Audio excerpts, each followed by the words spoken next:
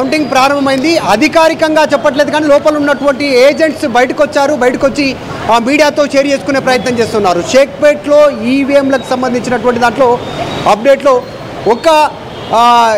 ఒక సంబంధించినటువంటి కౌంటింగ్ బూతుల వారీగా కౌంటింగ్ సంబంధించిన చెక్ చేస్తే 300 ఓట్లు కాంగ్రెస్ పార్టీ అభ్యర్థికి వస్తే 100 ఓట్లు బీఆర్ఎస్ పార్టీ అభ్యర్థికి వచ్చినట్టుగా తెలుస్తూ ఉంది. ఇంకొక బ్యాలెట్కి సంబంధించినటువంటిది సేమ్ ఇట్లా చేస్తే 200కు పైగా కాంగ్రెస్ పార్టీ అభ్యర్థికి ఈవీఎంలలో నమోదు అవుతే మరొక దాంట్లో 70 నుంచి 80 మాత్రం బీఆర్ఎస్ పార్టీ అభ్యర్థికి నమోదైనట్టుగా తెలుస్తూ ఉంది. ఇంకా మిగతా పార్టీల వివరాలు కూడా తెలియాలి. ప్రస్తుతం ఈసీ అధికారులు ఎలక్షన్ అధికారులు చెప్పట్లేదు కానీ లోపల ఉన్నటువంటి ఏజెంట్లు పార్టీల వారిగా ఉన్నటువంటి ఏజెంట్లు బయటకు వచ్చి చెప్పే ప్రయత్నం చేస్తూ ఉన్నారు. కానీ కాంగ్రెస్కి షేక్పేట్లో కనిపిస్తూ ఉన్నటువంటి నేపథ్యంలో మెజారిటీ కనిపిస్తున్న నేపథ్యంలో వాళ్ళు బయటకు వచ్చి కాస్త షేర్ చేసుకునే మీడియాకు ఇన్ఫర్మేషన్ ఇచ్చే ప్రయత్నం చేస్తూ ఉన్నారు. కొద్దిసేపట్లో అధికారికంగా కూడా చెప్పే అవకాశం ఉంది. షేక్పేట్లో కాంగ్రెస్ ముందు వరుసలో ఉన్నట్టుగా తెలుస్తూ ఉంది. ఈవీఎంకి సంబంధించినటువంటి కౌంటింగ్లో కాస్త అసలు యాక్చువల్గా అయితే మొన్నటి వరకు బీఆర్ఎస్ కాన్ఫిడెన్స్ వ్యక్తం చేసిందంతా కూడా షేక్పేట్లో మైనారిటీ ఓట్లు మాకు అనుకూలంగా ఉంటాయి,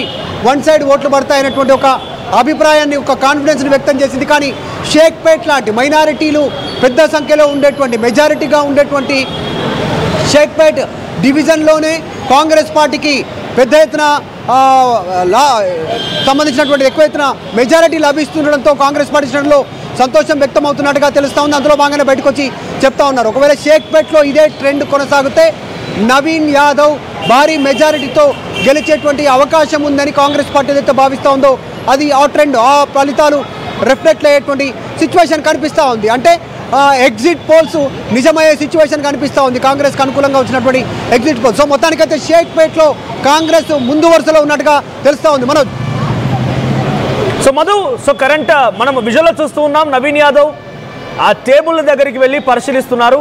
సో మనకు చాలా క్లియర్గా మా ప్రతి మధు చెప్తున్నట్టుగా షేక్పేట్ డివిజన్లకు సంబంధించి ఓట్ల లెక్కింపు మొదలైన దాంట్లో ఒక బూత్ ఓపెన్ చేస్తే 300 ఓట్లు కాంగ్రెస్కి వస్తే కేవలం 100 ఓట్లు మాత్రమే బీఆర్ఎస్ వైపు పోలయ్యాయి.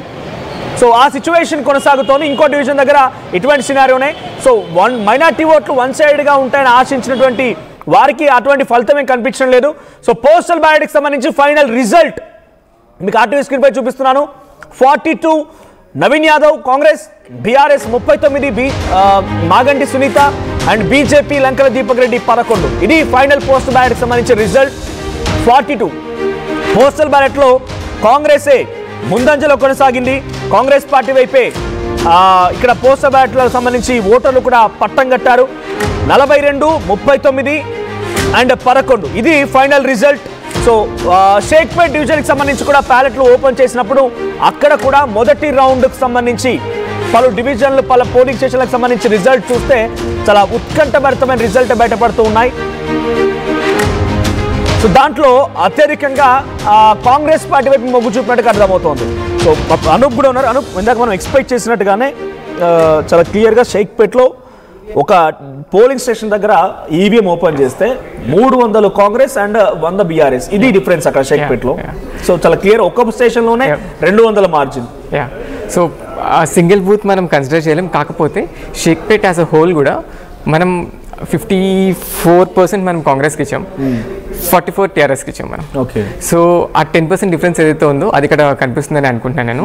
If I'm not wrong almost అన్ని ఒపీనియన్ పోల్స్ షేక్పేట్ బీఆర్ఎస్కి ఇచ్చారు. సో మనం షేక్పేట్ చాలా కాన్ఫిడెంట్గా కాంగ్రెస్కి ఇచ్చాం, ఎందుకంటే మనకు చాలా క్లియర్గా ఆ ప్యాటర్న్స్ కనిపించాయి మనకు. సో ఈరోజు కూడా ఫస్ట్ 2 రౌండ్స్ క్లియర్ ఎడ్జ్ వస్తుంది కాంగ్రెస్కి. ప్రాబబ్లీ బోరుబండ అక్కడ ఏమైనా క్యాచప్ చేయడానికి బీఆర్ఎస్ ట్రై చేసాము, కానీ ఇక్కడ ఏదైతే లీడ్ వస్తుందో కాంగ్రెస్కి